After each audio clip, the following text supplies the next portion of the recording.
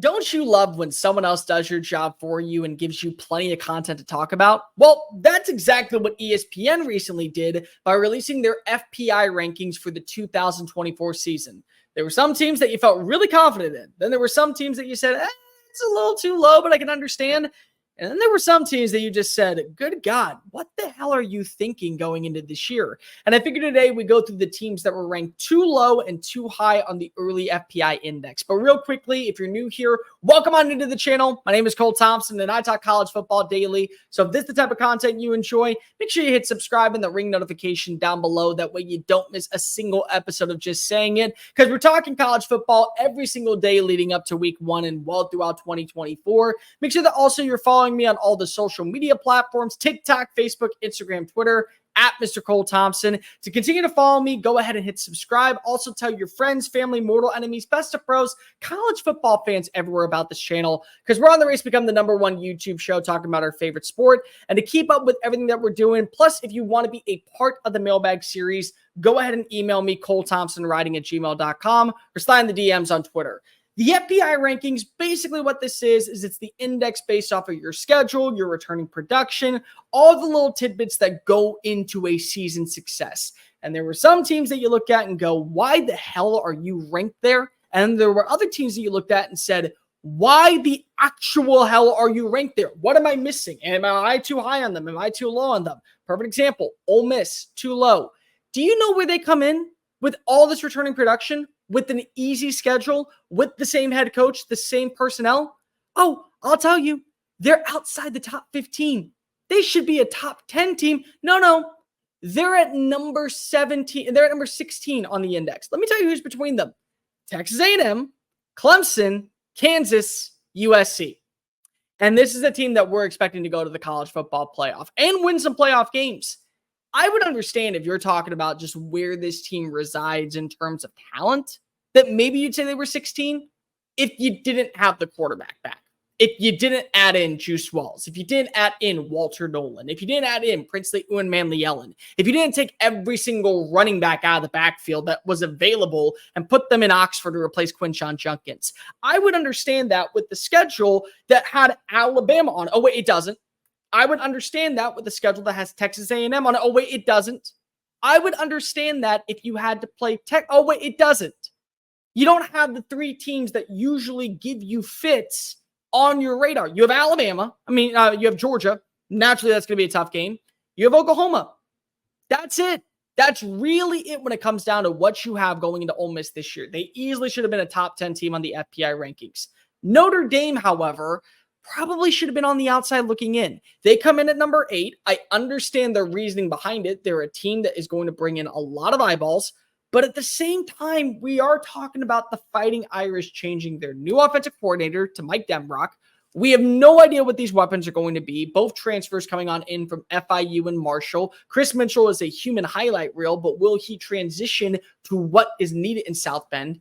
You got a brand new quarterback, and so far we have seen quarterbacks play up to par, but you really want them to take new heights. Will Riley Leonard be that guy? He can, but you got to see it. And even though you do bring back Benjamin Morrison and Xavier Watts for the secondary, I still have some question marks. I would have probably had them and Ole Miss switched. If you have Notre Dame at 16 and you have Ole Miss at number 7, maybe you feel a little bit better. Oklahoma State, way too low. I get it. I am not high on the Pokes going into this year, but you have Mike Gundy as your head coach. Not only that, you have the reigning Doak Walker Award winner back in your backfield in Ollie Gordon. You also still have linebackers, Colin Oliver and Nicholas Martin, who last year had 31 tackles for losses combined in a conference where it does feel like winning in the trenches is going to determine how good you are. You also are the second most returning production this year. Yeah, does your schedule feature, instead of games with Texas and Oklahoma, and now matches with Utah and Kansas State? Yeah. Is it still a challenge because of the Big 12 is a wide open canvas to where anybody can run rampant? Yes. Does that mean that when you have a coach that's so sustainable? Let me make this clear. The last time that there was a losing season in Stillwater, the iPhone had not been invented. That was the last time there was a losing season in Stillwater, Oklahoma. They are the definition of consistency. And consistent means not being at number 26, I absolutely would have them ranked a lot higher, probably somewhere in the top 20, maybe even at like 19 or 18. Too high, Texas A&M. I get the hype around Mike Elko. I know that this is like the sun coming home. This is the prodigal moment where you're changing the waves from what Jimbo Fisher implemented to getting back to the nitty-gritty nuts and bolts of college football. I get it. And I love the additions added in College Station. We do this every year. We do this every single year. And I'm high on A&M to actually be a program that can come and reach its full destiny, reach its pinnacle. But until they do, why do we have them in the top 20? Why do we not have them where Oklahoma State is? Because then you give them something to fight for, something to build upon. And even though there are some really good proven players on the staff, Connor Wegman, you also still have Shamar Turner, Shamar Stewart, you got to prove it. You got to show that the team that has been invested in over the last several months is actually going to take that next jump forward. It could. It absolutely could. But I got to see it before I believe it. Too low, Utah. Guys, they're returning their star quarterback and tight end the last 2 times they played, won the Pac-12. They have arguably the best coach in the Big 12 outside of Mike Gundy and Kyle Whittingham. They added in Dorian Singer to their wide receiver core. I really love that addition. I also think that when you look at some questions that Zemiah Vaughn's return brings, that does a lot of help for the defense and the secondary. I don't know where you have them at 27. Like, even if they were moving from the Pac-12 to the Mountain West, this would be the team to beat in the Mountain West. They're the team to beat in the Big 12 right now. 27. Really? You know Kyle Whittingham, what he does when you give him a little bit of ammunition. He immediately invokes fear. And yeah, this is going to be a team that I think can do that. Too high, Oregon State. I like Oregon State as a program. I feel for them. I really do. Research Stadium is one of the best atmospheres on college football game day. And I'm glad that they did promote Trent Bray to be their head coach. I think that the standard is still going to be set in place. But they lost everybody. I mean, I'm not even talking about just offensive linemen like Talisi Fuaga going to the NFL. They lost Damian Martinez. They lost DJ Uiagalelei. They lost Silas Bolden. 38 is way too high for a team that maybe is going to be in place to go to be bowl eligible. Yeah, their schedule is against Mountain West opponents, but still, how much more can you believe that Oregon State is going to turn the tide? I'm just saying, let's go ahead and put them maybe in the top 50, not in the top 40. That just feels a little bit too rich for my liking. Too low, UCF. UCF is barely in the top 50. If I'm not mistaken, they come in at number 41. No, 33. My bad. 33. They're a top 25 team. They absolutely are. And it's not because of what they brought in with KJ Jefferson and Penny Boone and Jacoby Jones at wide receiver. It's because of what they kept. They have still 3 starters on the offensive line. They bring back RJ Harvey. That honestly is my favorite running back in college football, simply based off a skill set. They also have a very good defensive line, and they have a coach that's been here before. 33 is way too low for UCF. I would at least have them right outside the top 25, if not in my top 25. Good, balanced team that I think can actually make some noise in the Big 12 this year. Don't call them a sleeper. A sleeper team is probably one like Cincinnati at this point. They are very well known, and they are a legit threat in the Big 12. Too high, Florida. I mean, listen, they have the schedule from pure hell. I love the additions that they did bring in, though. I like their offensive line. They go ahead and they get the kid from USC. Really good name. I like Elijah Badger coming on in to pair with Shamir Dike and with Trey Wilson. I think that they have a good rushing attack. I think that they're a really good, consistent team on paper. But I just got to see it all unfold. It's like when you add in a bunch of different ingredients to a recipe, yeah, you think that they're all going to combine together. But then there's like you add a little bit too much lime juice and it just oversaturates the dish to where it's no longer enjoyable.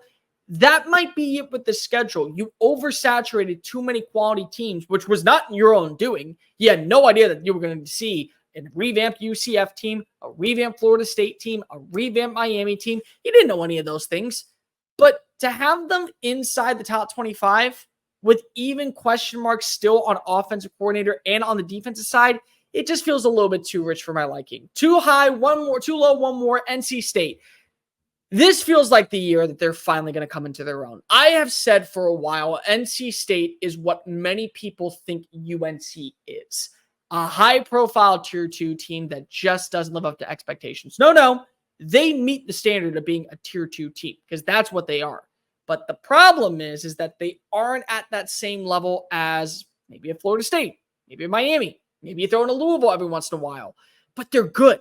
And they have a really good team returning with quarterback Grayson McCall coming on in. They added in Justin Jolly, one of my favorite players from the transfer portal. Jordan Waters comes on in and joins the roster from Duke. Really good player last year. He averaged like 4.3 yards per play. On top of that, they also bring in Noah Rogers, the wide receiver from Ohio State. They have a really good defensive front. They've always been good up front.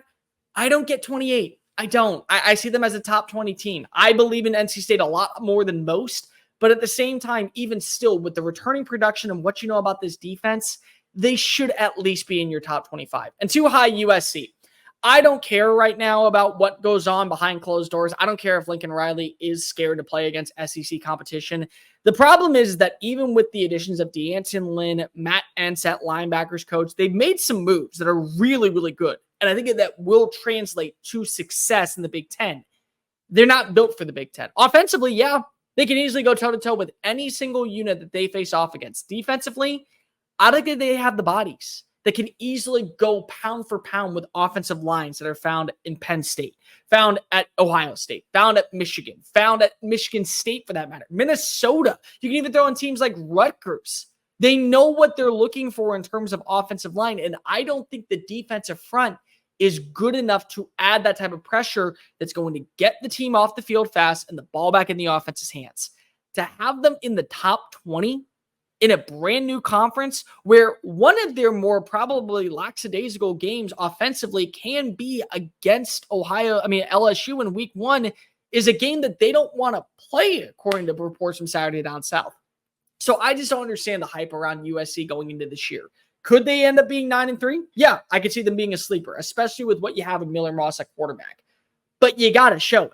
You just have to show it first. But let me know in the comment section down below who was too high, too low for your rankings. Like, rate, review, subscribe. Make sure you leave a comment with your thoughts. What else do you want to see on this channel throughout the offseason of college football? Make sure you're following me on all the social media platforms, TikTok, Facebook, Instagram, Twitter, at Mr. Cole Thompson. If you want to be a part of the Mailbag Monday, email me, colethompsonwriting@gmail.com. or slide in the DMs on Twitter, and make sure that you keep up with everything that we're doing on this channel by, of course, hitting the subscribe button. I'm Cole Thompson. Until next time, folks, later.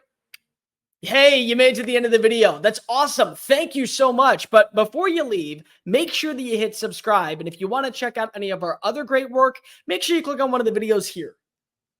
Am I pointing at the right spot? I'm not entirely sure. I'm really not.